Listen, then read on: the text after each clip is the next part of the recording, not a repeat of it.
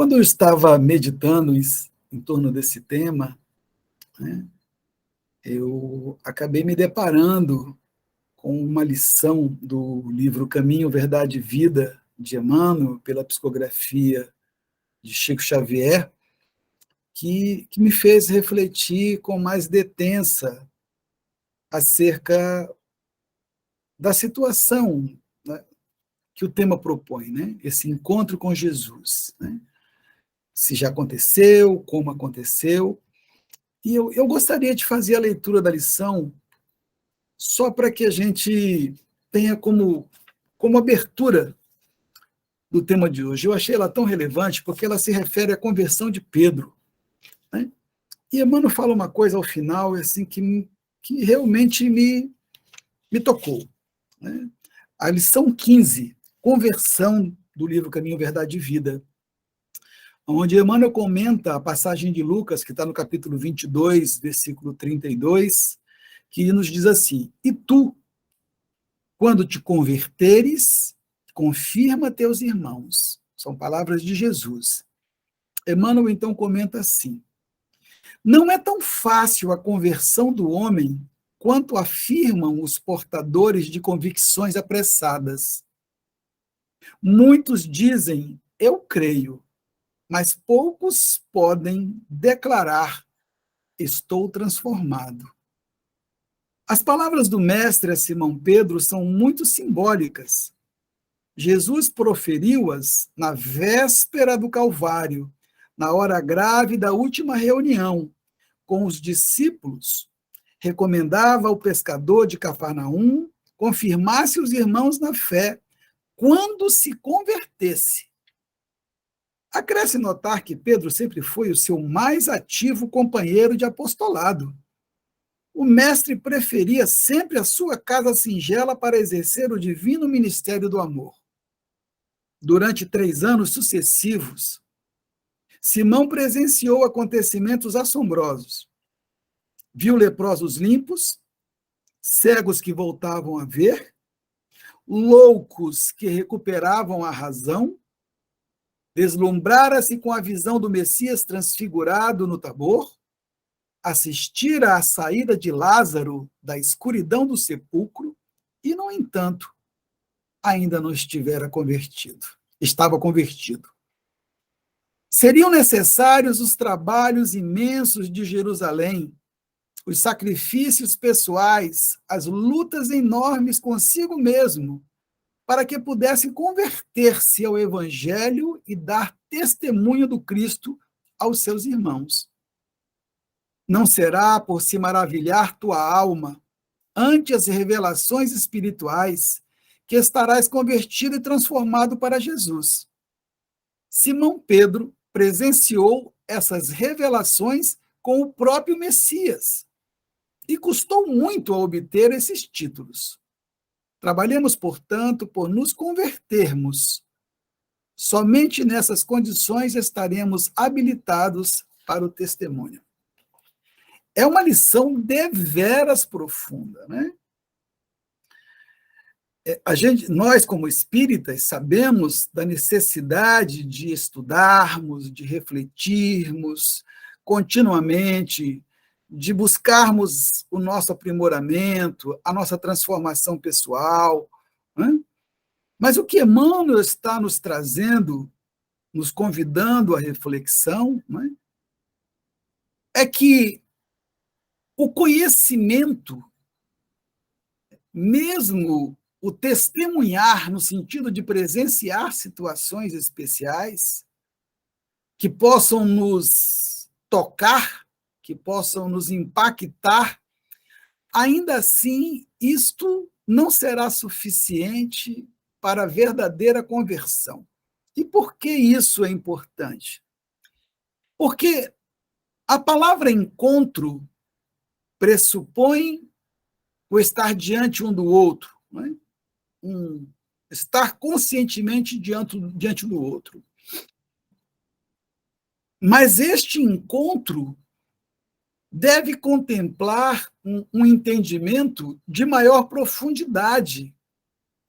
Não apenas estar diante de alguém como Pedro, que esteve por 3 anos, nas palavras de Emmanuel, diante de Jesus, encarnado, presenciando maravilhas capazes de provocar abalos naqueles que não estavam acostumados, né? Encantamento, e, ao mesmo tempo,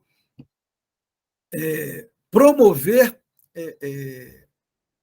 adesões à sua proposta, à sua mensagem. E, mesmo assim, Emmanuel entende que isso não fora suficiente para fazer a conversão genuína de Pedro, né? Quando a gente pensa nisso, a gente para refletir acerca da escolha de Jesus com relação aos seus apóstolos. Ele escolheu 12 e sabia quem era cada um dos 12. E sabia o que cada um podia e em que momento podia dar. O mestre não fez escolhas aleatórias, sem conhecimento de causa, né? Conforme os espíritos amigos já nos esclarecem, né? Além do que o Evangelho já diz, o mestre, como nosso pastor, nos conhece desde o princípio. Sabe quem somos, sabe do nosso crescimento, sabe de nossas possibilidades e de nossas dificuldades. Sabe a nossa chance de acertar e a nossa probabilidade de errar, né? Então, o mestre estará sempre diante de nós, mas nós nem sempre estaremos diante do mestre. E mesmo levados à sua presença, isso não significará que nós tenhamos nos encontrado com Jesus na sua dimensão de mensageiro e portador, não só da mensagem do Pai, mas da própria energia transformadora de Deus no mundo. Quando olhamos para a escolha dos 12, observamos que cada um tinha a sua personalidade, cada um tinha a sua característica, cada um tinha suas possibilidades, mas todos, quando chamados, aceitaram o convite. Então, a gente observa que, muito embora todos tenham se aproximado de Jesus, Jesus, ao se dirigir a eles, foi ao encontro deles. Em João, Jesus esclarece uma coisa interessante. Ele diz que aqueles que podem recebê-lo são aqueles que o Pai escolheu. Ou seja, nem todos estarão maduros, aptos a receber Jesus. Como é isso? Jesus não veio para o mundo todo? Mas por que só alguns estarão em condições? Ele diz que isto é um desígnio de Deus. O que ele quer dizer com isso é que é preciso estar aberto para que algo entre. Eu posso estar diante de algo, mas está fechado. Eu posso estar diante de uma exibição e não ser capaz de ver ou de ouvir. Quando o mestre dizia que veja quem tem olhos de ver, que ouça quem tem olhos de ouvir, ele se referia a essa condição. Nós podemos estar diante do fenômeno. A inteligência pode captar a situação, pode ouvir as palavras, pode até entender-lhes o sentido. Mas a repercussão disso em nós é de uma natureza, diríamos, mística. Porque é aí que se dá a sinergia entre o discípulo e o mestre. Quando a nossa irmã Grace fez a lição, a leitura da lição, eu disse, será que ela escolheu essa lição exatamente porque eu vou falar nisso na palestra? O que a sua lição nos traz de reflexão nas palavras de Joana de Ângeles? É que tudo é afinidade e sintonia, para o bem e para o mal. Então eu posso estar diante do mestre, mas se eu não me coloco em sintonia e afinidade, não se dá a sinergia, não se dá a ligação. Assim como um espírito que queira me influenciar negativamente não encontrará em mim as brechas, a afinidade e a sintonia se eu não oferecer, e por isso não conseguirá me influenciar de uma maneira significativa, o bem também. Porque, caso contrário, se Jesus fosse nos invadir forçadamente, ele estaria violando o grande princípio da lei de amor. O amor não se impõe, não força, não escraviza. O amor liberta, o amor convida. Né? Então, o encontro com Jesus, eu diria que ele vai se dar no sentido mais geral da palavra encontro, todos os instantes que a vida nos ofereça a oportunidade de estar diante de um ensinamento do mestre, de lembrar dele. Mas o encontro com Jesus, propiciador da transformação que significa essa conversão a que Emmanuel se refere, este encontro é gradual. Ele não se dá de súbito. Nós temos um fato, um caso, né, conhecido de todos nós, no ambiente cristão e dentro do espiritismo, que é muito emblemático, que é o caso do encontro de Saulo com Jesus na estrada de Damasco. Né? Muitas interpretações se desenvolvem a partir desse encontro. Né?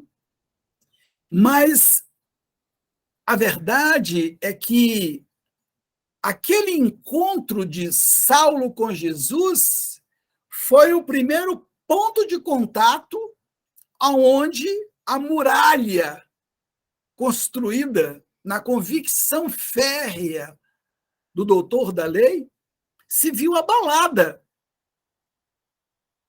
se viu desmoronando. Então, toda a segurança que Saulo, na verdade, ainda carregava, naquele instante se vê desmoronado.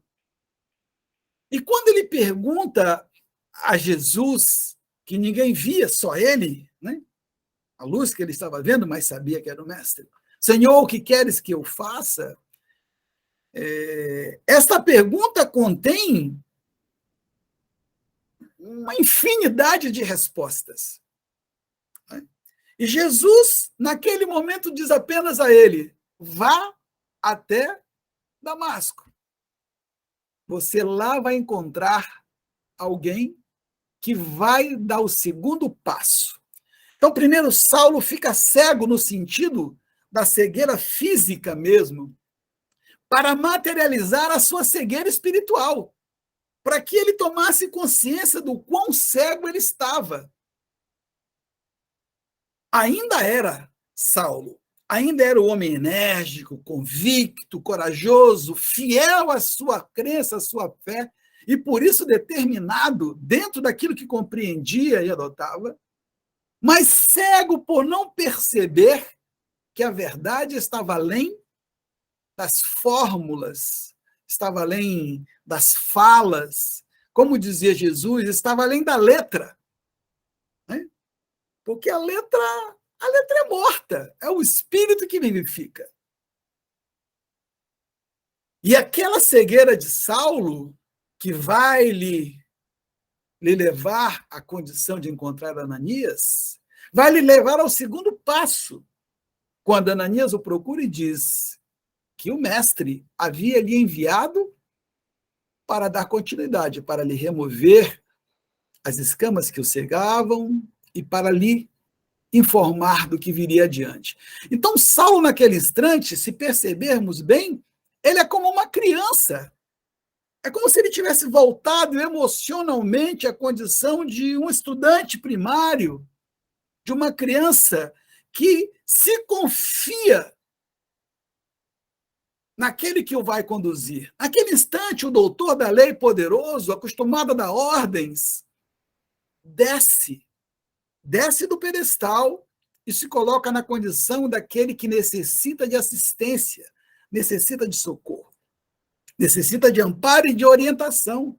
Ananias o acolhe e, a partir dali, começa a jornada de Saulo, que mais tarde, né, a gente vai conhecer como Paulo. Há uma coisa interessante, né, no nome Saulo e Paulo. Né? Eu, quando soube disso muito tempo atrás, até pouco tempo ainda, só trocou uma letra? Qual o sentido de trocar uma letra? Só para dizer que com isso era um homem novo? Né? Mas, na verdade, não é bem assim. Saulo, né, é um nome hebraico, que vem da raiz Saúl, de rei, né, e que a tradução é o desejado, aquele que foi muito esperado, que foi obtido com orações. Né? Enquanto que Paulo vem de Paulus, do latim, do romano, né, que significa pequeno, menor. Na verdade, a mudança de nome, Paulo podia ser um codinome, uma espécie de apelido latino para o Saulo, Saulo hebraico, né? Que era, na verdade, a transformação também para o grego. Mas o que quer dizer essa mudança? Quer dizer, Paulo teve que, para ser Paulo, teve que deixar a condição de alguém especial, que foi obtido, que foi muito desejado, muito esperado, para ser apenas o menor. E diz Santo Agostinho que, embora seja uma interpretação apenas de Santo Agostinho, que esta posição, essa escolha do nome Paulo, de ficar como Paulo, né, que vai cada vez mais se confirmando dentro dos textos evangélicos, dentro do Novo Testamento, na verdade, é porque Paulo se considerava o menor dos apóstolos. Porque ele não estava entre os 12 desde o princípio. Né? E Jesus, quando o convida, não diz que ele é um dos 12. Né? Na verdade, ele teve que ser aceito pela comunidade cristã, pelos outros apóstolos. Isso foi algo muito difícil, porque ele precisava enfrentar toda a consequência de seus atos anteriores. Ele teve que ter firmeza, coragem de arcar com as consequências dos seus equívocos, né? Não no sentido de equívoco quando ele estava agindo, porque ele estava agindo de acordo com as suas convicções. Ele estava sendo fiel ao judaísmo, ele estava sendo coerente com o que ele, como doutor da lei, acreditava. O que faz a mudança naquele encontro com Jesus, na estrada de Damasco, que provoca a mudança, é porque, de repente, ele se viu diante de um fato que ele contestava, né? que ele entendia estar em desacordo com as Escrituras, com tudo que a lei dizia. Ele estava diante do Senhor que não morreu. A prova de que tudo que Jesus falava era realmente verdade, muito embora pudesse ser entendido como ferindo algumas interpretações das leis, naquele instante ele se viu diante da verdade, do que era verdadeiro. E como ele era um homem de princípios, naquele instante ele disse: isto é verdade, é isto que eu quero, apesar de tudo que eu cria. E quando ele procura se adequar, procura se juntar ao grupo dos apóstolos, ele tem que estar pronto para enfrentar as consequências de seus atos. E isso foi outra grande luta. Então, a mudança de Saulo para Paulo, na verdade, não se deu de forma abrupta. Como ele próprio várias vezes nos chama a atenção, ele teve que fazer vários movimentos de transformação. E teve, na metáfora que ele apresenta, teve que como que destruir o homem velho, ou seja, o homem anterior ao encontro com Jesus, para que o homem novo, que se iniciou naquele encontro pudesse crescer. Então, isso leva, muitas vezes, alguns de nós a entender que Paulo estava dizendo que era preciso que o homem velho morresse, deixasse de existir, para que o homem novo nascesse. Não! Isso representaria um vácuo. E nós, espíritas, sabemos que essa situação, essa solução de continuidade não existe. Ao se dizer que o homem velho precisava morrer, deixar de existir, era preciso entender que o novo deveria se sobrepor, porque, na verdade, o homem novo nutre-se das experiências do homem velho. Não é só nos acertos que aprendemos, é também nos erros. Os erros servem de alimento também para o processo de aprender e de reconstruir. E a trajetória de Paulo é uma trajetória de autossuperação constante. E admirável a sua autenticidade, a sua humildade autêntica, quando no curso desse esforço diz: o bem que eu quero fazer, este eu ainda não faço. Mas o mal que eu não quero mais fazer, este eu ainda faço. Ou seja, a luta ainda continua. Mas estou seguro de que estou no caminho certo. Sinto a presença do Cristo em mim. Tanto que já não sou eu que me sinto vivendo em mim a me dirigir, mas é o Cristo que vive em mim. Essa fala de Paulo nos revela o significado dessa sinergia, dessa sintonia que eu me referi na lembrança da leitura que a nossa irmã Grace fez. Alcançar esse ponto, entretanto, é uma construção gradual. E como nós, muitas vezes, encontramos, né, uma situação que nos coloca diante de Jesus e não percebemos em nós a transformação profunda e consentânea que Emmanuel faz referência, às vezes nos deixamos impactar, nos deixamos dominar por um certo desânimo, porque ficamos achando que não estamos sendo fiéis a Jesus, que não estamos sendo dignos do seu amor. Mas isso é não entender a proposta do Mestre. Ele disse que não veio para os sãos, ele veio para os doentes. E que a sua palavra de vida eterna é a cura de nossas enfermidades espirituais. Eu diria assim, numa comparação a que me arrisco nesse instante, que Jesus estava mais para um médico homeopata do que para um cirurgião de emergência. Ou seja, ele trabalha não na remoção do mal, mas na cura da causa que resulta no mal. Não adianta eu remover, muitas vezes, um órgão doente, um pedaço do meu corpo doente, se o que causa a doença continuar, porque, às vezes, a doença vai surgir de uma outra forma. Então, o encontro com o Mestre, pelo que a doutrina espírita nos esclarece, vem ocorrendo ao longo de eras. Porque se Jesus é o nosso pastor e está conosco desde o princípio, ele está nos visitando de várias maneiras. E ele estará nos visitando, inclusive, por meio daqueles que vêm em seu nome. Ele estará sempre nos procurando.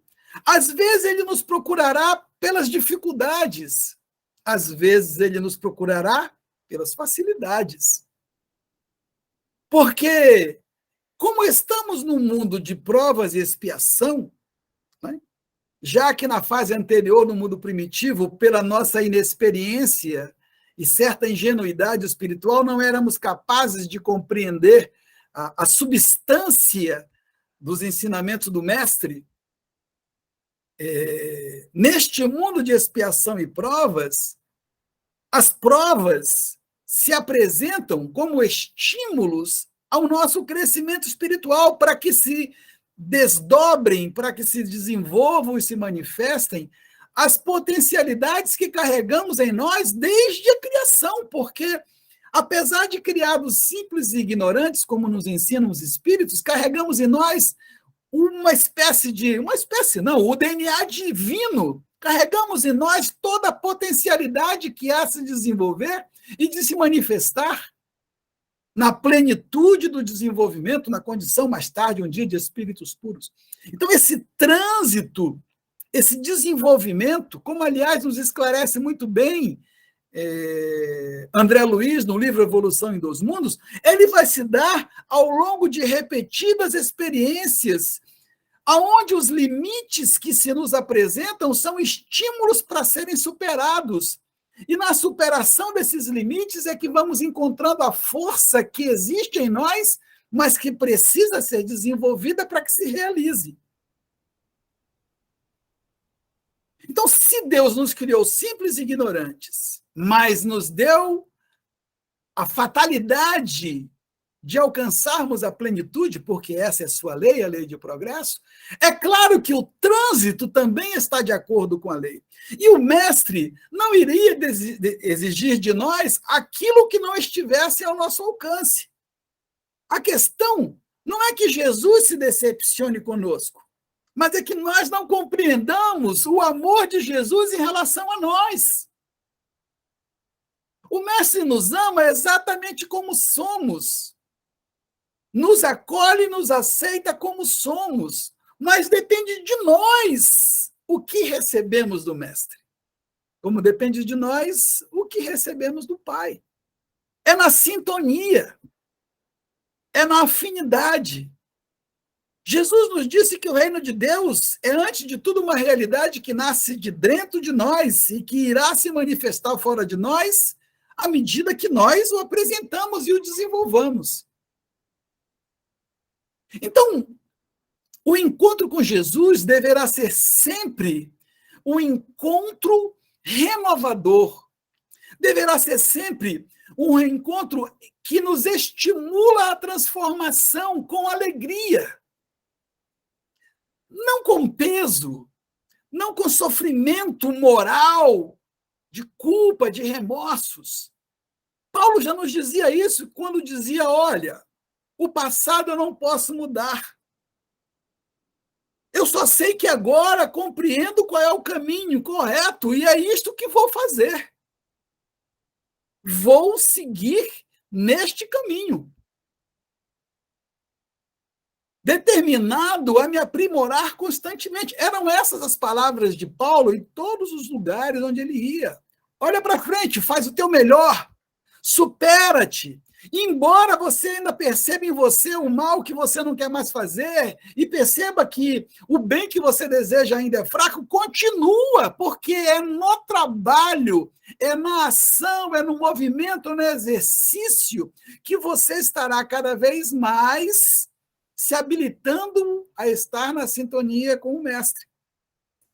Como eu, ele dizia, né? Me sinto. Porque já não sou eu quem vive, mas é o Cristo que vive em mim. A minha razão de ser está em me sentir unido a Ele. Agora, isto é algo que cada um deverá compreender em sua própria jornada. Cada um deverá descobrir-se. Né? Se formos analisar a história de Paulo, deveríamos analisar a história de cada um dos apóstolos. Inclusive a história de Judas. Né? No livro Boa Nova, de Humberto de Campos, nós vamos ter uma narrativa a respeito do equívoco do discípulo, onde ele nos apresenta o entendimento de que Judas amava Jesus,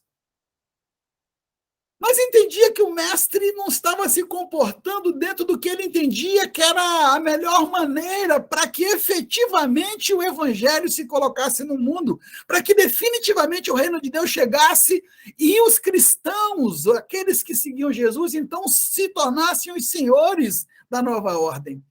Ele entendia que era preciso se mexer, que essa questão de lidar com os pobres, os sofredores, os famintos, os enfermos, não ia levar à transformação do mundo de uma maneira mais categórica, porque isso dependia de um entrosamento com os poderosos. Ele não conseguia ver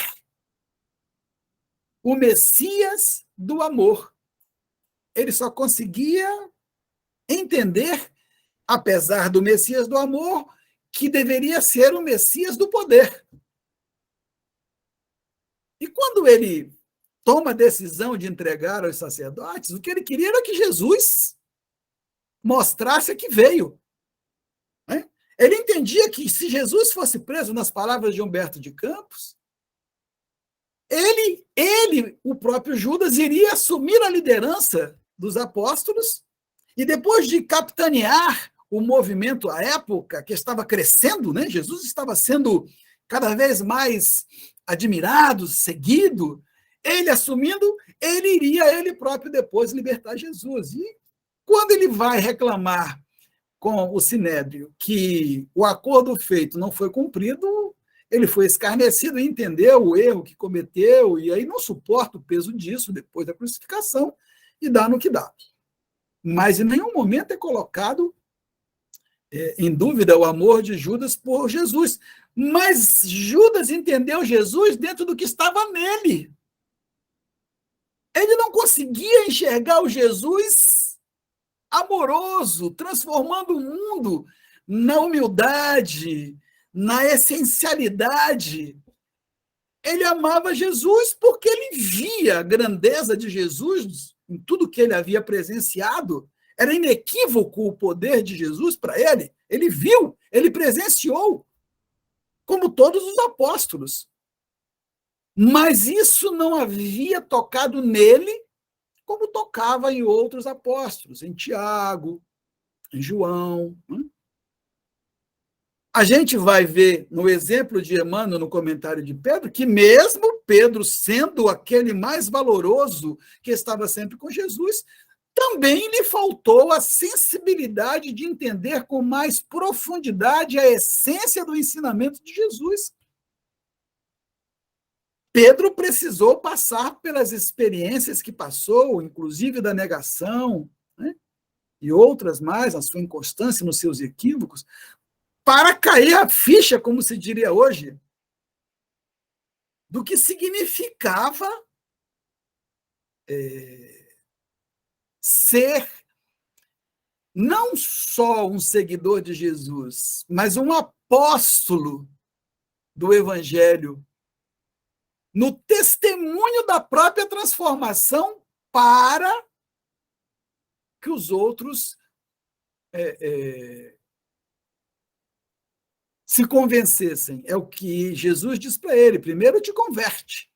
Ou seja, assume definitivamente o que tu queres com relação a mim, e aí sim, nesse instante, você vai ter autoridade de falar para os teus irmãos. Até lá, você apenas é alguém que conhece, que viu, que tem conhecimentos, mas falta essa sinergia, essa conexão.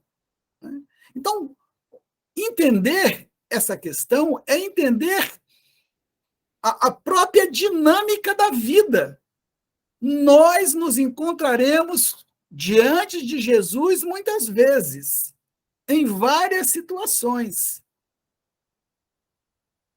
Nós, entretanto, só nos encontraremos com Jesus em nós à medida que formos sentindo mais do que compreendendo essa ligação que nos une.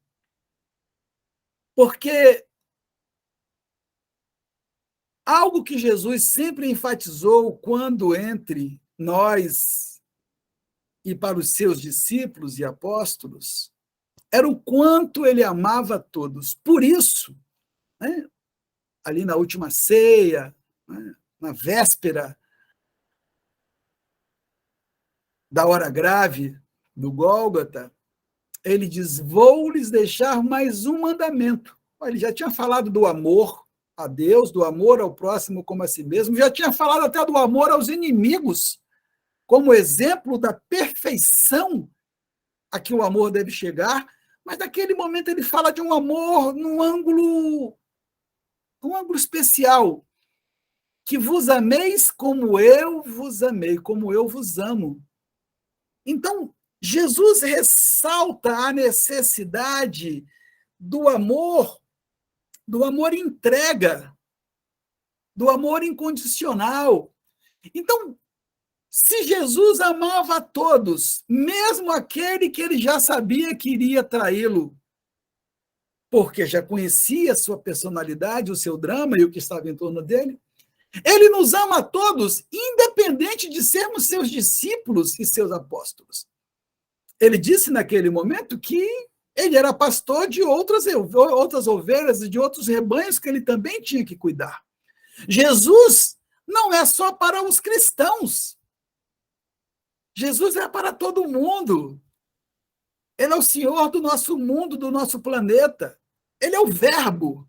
Ele é aquele que a todos nós tem sustentado e nutrido desde o começo.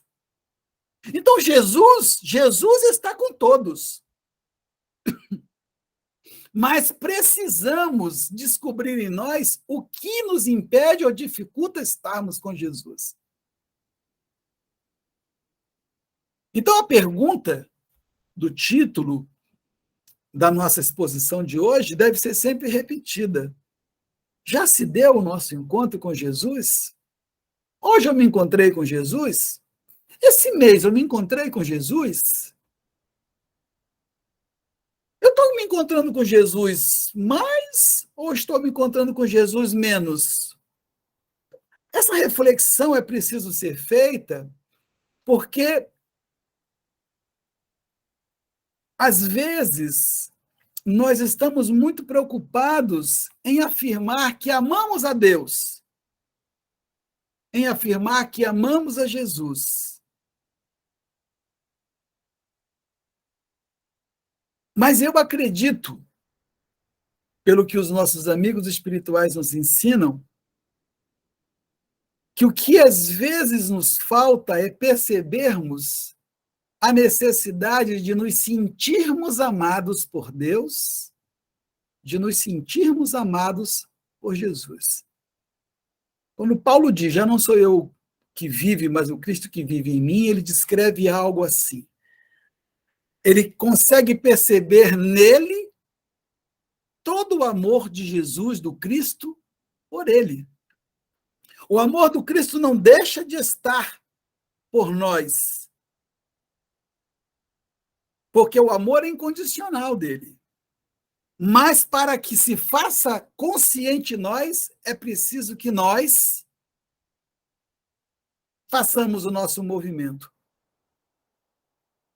Então, a pergunta fica no ar. E aí? Estamos nos encontrando com Jesus? Se não estamos, o quanto gostaríamos de estar, sem problemas. Jesus vai continuar nos amando incondicionalmente. Sem problemas, no sentido de que amanhã é sempre um novo dia. Hoje à noite é uma nova noite. Que nós teremos sempre a oportunidade de, a partir das experiências vencidas, fazer movimentos novos. O importante é, como dizia Paulo, olhar para trás, aprender com o que foi vivido, mas não se prender no que foi vivido, porque o que está diante de você é o desafio do agora. Procuremos sempre amar a Deus, amar a Jesus, amar ao próximo como o mandamento manda, mas procuremos repercutir o sentimento de nos sentirmos amados por Deus, de nos sentirmos amados por Jesus, porque isso sim fará com que nós percebamos o sentido da palavra pertencimento. Nos fará sentir como fazendo parte desse grande rebanho que ele diz do qual nós fazemos parte e do qual ele é o pastor. Que Deus